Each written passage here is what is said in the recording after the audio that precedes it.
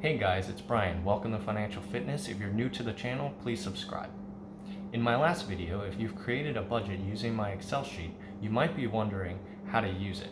Now, if you have a budget already and are new to the channel or have the one you created, I'm going to go over a general method on how you can use your budget now that you've mapped out your expenses. Keep in mind that everyone's financial situation varies, and the following example is more of a guideline to work from than how your budget will exactly work for you. One of the popular methods you might have heard to break down your budget is the 50-30-20 method. It simply breaks down to 50% needs, 30% wants, 20% savings and debt. This divides your after-tax income into those three categories: needs, wants, savings, and debt repayment. So your monthly after-tax income. This is your income after taxes have been deducted and the cost of payroll deductions for things like health insurance or retirement contributions for your 401k or 403b. Before we get started, you'll need to figure out your after-tax or post-tax income, which hopefully you've done already and have on hand as part of creating your budget and laying out your expenses. Here's how it breaks down by category. 50% of your income should go towards needs. These are expenses you can't avoid. Roughly half or less of your budget should cover costs such as rent and housing, utilities, food and groceries, health insurance and health care, minimum debt payments. The primary basic needs are living, eating, and staying healthy, which are the first three items. Anything involving your housing situation may be tricky to stay below 50% depending on where you live and your income. If you're currently over 50%, make it a goal of yours to get to 50%, and then eventually, once you achieve that, to get under 50% for your needs. For food and groceries, they're not the same as restaurants. This can be done fairly inexpensively by grocery shopping. Categorizing restaurants as food is not the same given the price difference between them. I'll speak more to this in a minute in the next category. Staying healthy is important as well, and buying some type of health insurance would be ideal if you don't already get that through your job. If you're not healthy, you either won't be alive for that long or you won't be able to work and earn a living. So spending some money on some form of health care is needed. For minimum debt payments, payments would be for things like student loans, minimums on credit card bills, if you have any outstanding balances on your credit cards, and things like minimum payments for your car if you financed it. You don't want this to adversely affect your credit score if you don't pay the minimum on these items. That's why they fall under the needs category. Do not make the mistake of other items such as buying a tablet into the need category, even though they might have been purchased on your credit card and you now have to make payments in order to pay for it. The tablet falls under the next category, which is wants. So 30% of your income should fall under wants. Wants are items that aren't essential to living and or working. They're often for fun and may include entertainment, travel and vacation, restaurants, clothes, phone, and other impulse purchases. So for entertainment and travel, vacations are necessary. I think trying to eliminate these entirely is not realistic, and you'd probably be pretty unhappy with your life if you eliminated them. Everyone needs a little bit of time to recharge and relax, or explore if that's the type of vacation that you enjoy. Personally, I know I don't really enjoy traveling, and so I'm happy to just save that money since traveling internationally can be quite expensive depending on where you're going. At the end of the day, just plan accordingly and don't go overboard. Restaurants, and going back to this from earlier, going out to eat is anything where you exchange money for someone to make you food.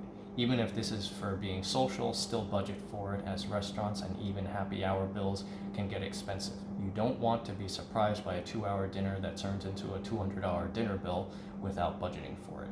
Again, this is not the same as food and groceries, so don't let the two expenses blend together into your needs and hop categories. Buy timeless clothing that doesn't have many designs on them. Clothes with big images printed on them or thick lettering fade over time and don't last very long. Clothes in general don't have to be super expensive, but the clothes you wear and buy should last a long time. Again, you can buy t-shirts for $10 or less many times and jeans at under $40 from an average retailer if needed. Even if you need to buy clothes for work, they do not need to be big name designer labels.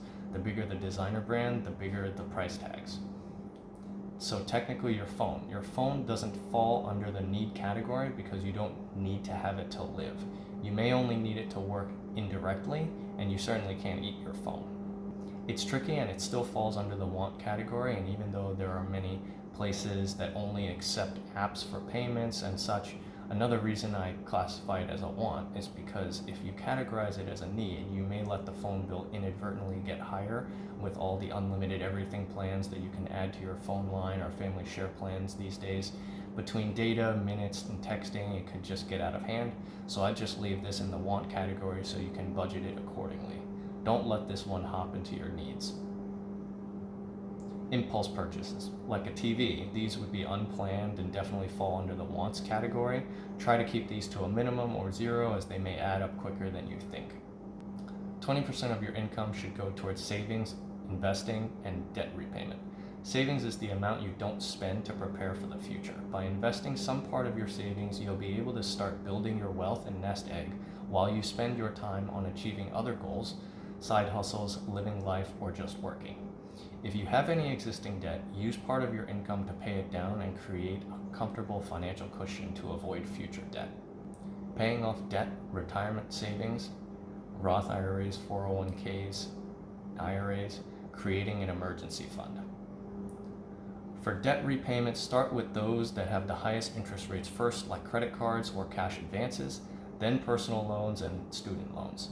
Once your debt is paid off, you can put the additional amount towards investing. Retirement savings. You want to start this as early as possible so you can get the benefit of compounding your investment returns over a long period of time. If your company offers a 401k match where they will match up to a certain percent or amount of what you contribute, take advantage of this. If you were already going to save for retirement and your company would match what you contribute up to a certain percent or amount, which is usually around 4 to 6% of your salary, take advantage of that and at least contribute up to the maximum of what is being matched. For example, if your salary before taxes is $50,000 and your company matches 6%, that's $3,000 that they contribute for you, as long as you contribute $3,000 also. They sometimes refer to this as free money. Anything left over after paying off debt and saving for retirement should go towards creating an emergency fund. This is important for sudden emergency expenses like a car repair, as an example. My next video will actually be on this topic, so I'll go into more detail on this there, but generally 4 to 6 months worth of expenses is ideal to work towards saving and having as an emergency fund. Eventually, once you have this in hand, you can divert this towards additional investments. So I'd like to point out here that many people sometimes don't even save 20%, but millennials especially also generally don't save this much. I believe that in this popular budgeting method, the 30% and 20% should be swapped to accelerate savings and debt reduction. Over time, as your income increases, one goal that you can make is to lower the percentage of your needs below 50% so you can further increase your savings and investments.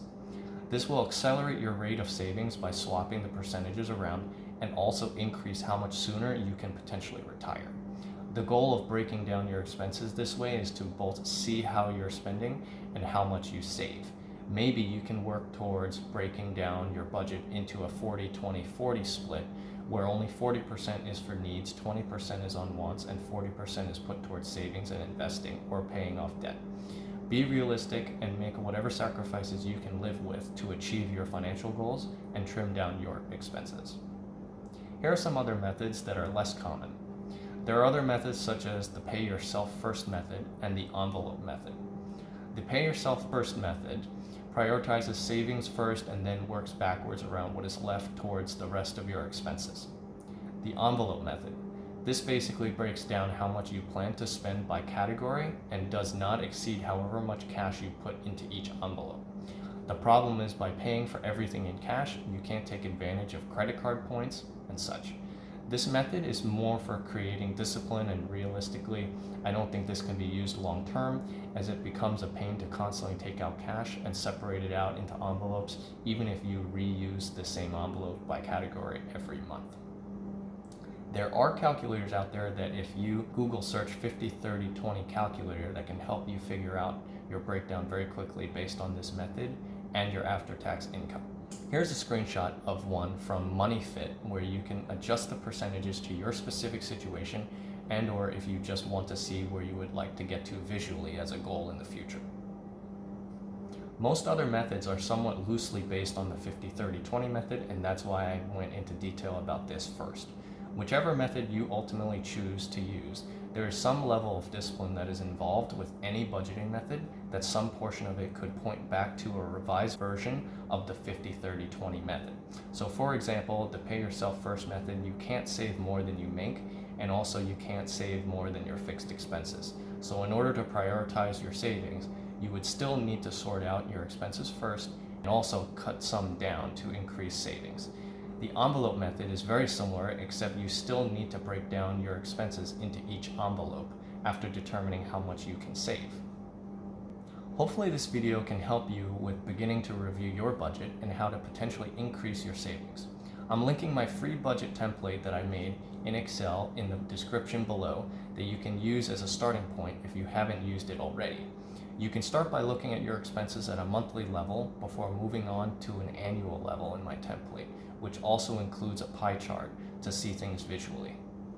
Thanks so much for watching. I hope you liked this video and found it insightful. Click the like button if you did, and subscribe if you haven't already. Click the notification bell so you can see when I post videos next. Feel free to leave comments, questions, and any topics you might want to hear about in future videos to get on track to being financially fit. See you in the next video.